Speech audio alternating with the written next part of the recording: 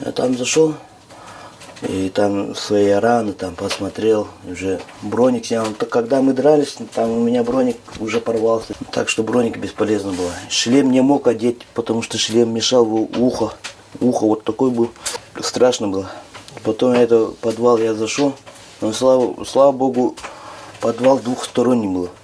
В середине вот такая стена была бетонная.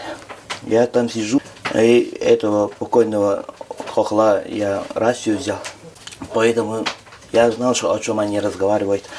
Я сижу там, покурил по-быстрому. Ну, мандараш весь был. Потом они сказали, это контратака.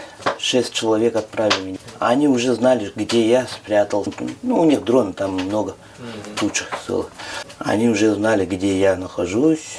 То, что ты ранен, тоже знают? Да, об этом тоже знает. Я этого, которого убил, флаг, который мы ставили, тоже знает. А некоторые говорят якут, некоторые говорят тубинец. Ну, один точно сказал, у него якутский нож был, он точно якут. Потом это сижу, он там гранаты кинули сразу. Как только пришли, сразу гранаты кинули. И гранаты кидают с обеих сторон. Я вот так возле стены бегаю, тык-тык-тык-тык-тык. Я больше слова ничего не сказал, просто спрятался, взорвался. Там мандараш такой был. Сижу молча. А этот говорит, ну, командир или что там, ихний, говорит, что ты там живой, да? Я ничего не говорю, в ответ ничего не говорю. Ты живой там? А, наверное, сдох. Потом кого-то отправляли. Ну, зайди, смотри. А я сижу, жду его.